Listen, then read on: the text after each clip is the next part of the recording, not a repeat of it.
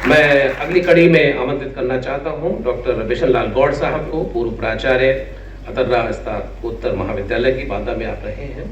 आप भी अपने विचारों से अवगत कराएं इस पावन मौके पर। डॉक्टर बिशन लाल गौड़, आपका बहुत बहुत स्वागत है।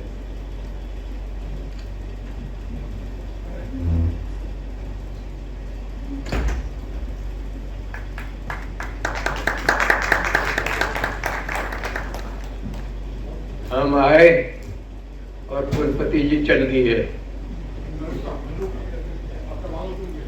मंच पर आसीन मित्रों, डॉक्टर सत्यदेव राय जी के ज्ञान और विज्ञान की चर्चा हमने सुनी। मैं उनके विद्या गौरव से भली भांति परिचित हूँ। ये भारत की पुनर्खोज पुस्तक आकार में छोटी है। अभी अभी चर्चा हो रही थी कि हिंदुस्तान के बारे में बाकी क्या रह गया है जिसकी खोज की जा रही है लगातार। इन सवालों पर हम सब कुछ सोचना होता है। मैं आपसे मुख्तसर रूप से कुछ बातें कहना चाहता हूँ। मेरी संस्कृति और मेरे मित्र जो मारवा साहब बैठे हुए हैं, कहीं हम दोनों के कॉमन है और कहीं हमें भारी अंतर है। वो अंतर ये है कि ये चांसलर और कुलाधिपति जिन यूनिवर्सिटीज के बने हैं वो दुनिया के महानगरों की सभ्यता से ताल्लुक रखती है, और मैं जो इस गीता की पुनर्खोज को लेकर आपके सामने खड़ा हूँ डॉक्टर गौड़, इसकी रगों में सिर्फ उस हिंदुस्तान का गांव और गांव बहता है आज तक।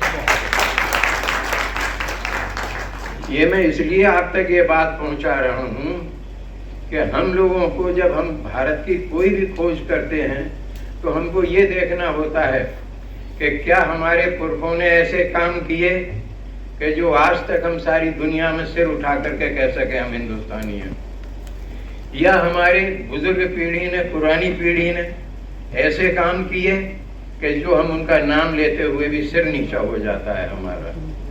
जब हम इन बातों की चर्चा करते हैं, खोज का प्रश्न वहीं से खड़ा होता है कि हमारे पास वो ऐसी कौन सी दौलत है जिसको हम नहीं पहचान पाए और जिसको हमारे मित्र मरवा ने शुरू में इंट्रोड्यूस किया और इस पुस्तक में हमारे दोस्त सत्यदेव राय जी ने कहा है।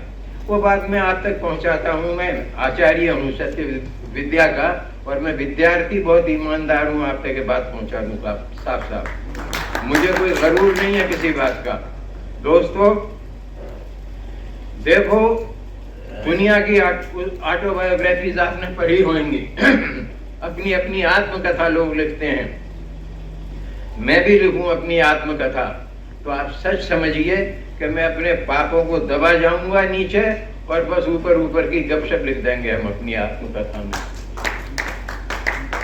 आप पढ़ लीजिए, सारी अंग्रेजी की ऑटोबायोग्राफी पढ़िए, और फिर पढ़िए महाभारत वेद व्यास का, जो अपनी कलम से लिख देता है कि मेरी किसी गरीब माँ की कोख से मैंने कैसे जन्म लिया, कैसे मैंने जन्म लिया, कैसे एक नारी ने अपने को अनुभव करके मजबूर मुझे द्वीप में अकेला छोड़ दिया। जरा ख्याल करिए, जिसको मरवा साहब जैसे संरक्षक ना मिले हों, सत्यदेव गुरु ना मिले हों, डॉक्टर गौड़ जैसा भी कोई अध्यापक पढ़ने को ना मिला हो, वो जंगल में, द्वीप में, नदियां के किनारे ठोकरें खाता हुआ महाभारत का लेखक बना। तो भारत ने पैदा किया है, दुनिया के किसी देश ने नहीं हुआ और किसी देश में पैदा नहीं हुआ है। हमने वाल्मीकि पैदा किया। दोस्तों, वाल्मीकि ने किसी लुटेरे पर काव्य नहीं लिखा है। वाल्मीकि ने किसी राजभवन के शहजादे पर नहीं अपनी कलम चलाई है। वाल्मीकि के काव्य का हीरो वनवासी राम है, जिस पर हम गर्व करते हैं। वो वनवासी है। इस देश के अंदर मैं बात पूरी कर दूं, मैं भावावेश में आता हूं जब अपने वाल्मीकि को पढ़ता हूं, महाभारत को पढ़ता हूं और ये भारत की पुनर्खोज। चर्चा हुई थी, जवाहरलाल ने डिस्कवरी ऑफ इंडिया लिखा। जवाहरलाल के पास वो सोर्सेज नहीं थे जो हमारे मित्र के पास है। Jawaharlal was educated in Oxford and Harvard university. मैं आपके सामने खड़ा हूं, मैं हिंदुस्तान के कॉलेज में भी नहीं पढ़ पाया, आपसे बताता हूँ। मैं वेद व्यास की तरह से आप समझ लीजिए बिल्कुल देहात की धरती पर पढ़ा हूं गाय चराते हुए। मैं गाय चराते हुए पढ़ा हूं और मरवा आपको ताज्जुब होगा, याद रखेंगे गौर साहब को आप, मैंने जो भी परीक्षा दी हमेशा टॉप किया है, हमेशा टॉप किया। ये मैं अभिमान जताने को नहीं कह रहा, मैं इसलिए कह रहा हूं मेरी रगों में वेद व्यास बहता है, मेरी रगों में वाल्मीकि बहता है, मेरा आदर्श वनवासी राम है, राजमहल का राम नहीं है। मैं आपसे बताना चाहता हूँ, जब हम गीता पढ़ते हैं, अब मैं आप तक आखिरी बात पहुंचा दूं इस पुनर्खोज की। कृष्ण की वाणी में 18 अध्याय गीता के हमारे वेद व्यास जी ने लिखे, और ये ऐसे जादूगर भाई सत्यदेव राय जी, इन्होंने 18 अध्याय का नवनीत इसमें भर दिया है निकाल करके। इसका आप आखिरी पढ़ेंगे तो आपको मिलेगा कि इसका क्रीम क्या है, इसकी सारी गीता की।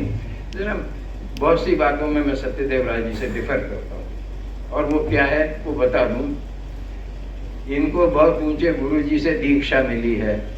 ये अध्यात्म विद्या में आसमान पर उड़ाने भरते हैं, वो मेरे जैसे के बस की नहीं है। मैं आपसे साफ बताता हूँ, ये बस की नहीं है हर एक के, स्पिरिचुअलिज्म हर एक के बस का उतना नहीं होता है। पर मैं एक बात अपने मित्र तक फिर भी पहुंचाना चाहता हूँ कि ये वेदांत, हमारा वेदांत क्या है? My dear friend, the end of Vedas, what that end is? The end of wisdom. तर्कबाजी में फंसते हैं, हम ये कर देंगे, हम वो कर देंगे। अगर हाथ हिलाने से हो जाए तो हिंदुस्तान तो फिर आसमान पर ही उड़ान भरता हो। क्यों हम आज जितनी चर्चा आप देखते हैं इस मुल्क में, मैं आपसे पूछता हूँ, जरा ख्याल कीजिए, आजाद किसने पैदा? गुलाम हिंदुस्तान ने चंद्रशेखर आजाद पैदा किया। भगत सिंह किसने पैदा किया? गुलाम हिंदुस्तान ने पैदा किया। स्वतंत्रता की जगह आजादी का अमृत महोत्सव लिखा गया है। आजाद शब्द की इज्जत बढ़ा दी सूरज की तरह मेरे चंद्रशेखर आजाद ने। आपको बताता हूं आपको, हमने संस्कृत विद्या पर यह लिखी है पुस्तक, लेकिन हम आजादी का विकल्प नहीं समझते हैं स्वतंत्रता को। इस समय आजाद था वो आदिवासी, आदिवासी था। मैं संस्कृत विद्या का पढ़ा हुआ हूं। राय साहब आप भी सोचें, आपने 3 सूत्र बोले शुरू में, असतो मां सदगमय, असतो मां सदगमय और तमसो मां ज्योतिर्गमय और मृत्योर्मा अमृतम गमय। ये हमारे 3 नारे थे, हमको रट रट करके आप तक पहुंचाने पड़ रहे हैं। हमने वो लिखे नहीं, हमने पैदा नहीं किए।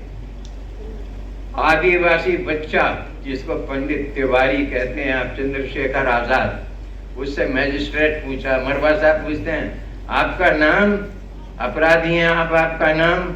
वो कहता है आजाद। आपका बाप का नाम? स्वतंत्र। आपका घराना के जेल खाना? ये ब्रह्म सूत्र कहां से आ गए? ये ब्रह्म सूत्र एक आदिवासी चंद्रशेखर ने कहां से पढ़े? मैं आपसे पूछना चाहता हूं। सच्चे खून में और बेईमानों में बहुत फर्क होता है।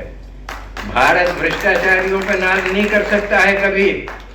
आए दिन 24 घंटे कीर्तन हो रहा है, तो किसका हो रहा है? ये वो भ्रष्टाचार में लिप्त है, ये वो भ्रष्टाचार में लिप्त है, वो भ्रष्टाचार में लिप्त है।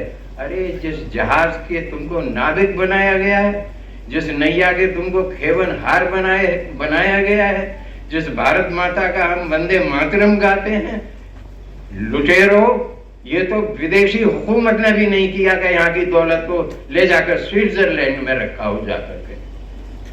विदेशी बैंकों में भारत की दौलत को नहीं रखा गया। आप आजाद हिंदुस्तान में रह करके भारत माता के गीत हमसे गवाते हैं और आचरण ये करते हैं।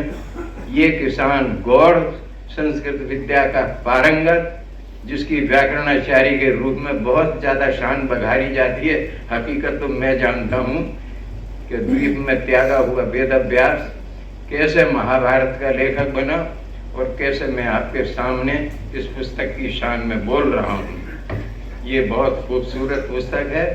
राय साहब कहते तो हमको गुरुजी हैं, ईमानदारी की बात है। ये अध्यात्म विद्या में हमारे गुरु लगते हैं हमको। जय हिंद। बहुत बहुत शुक्रिया।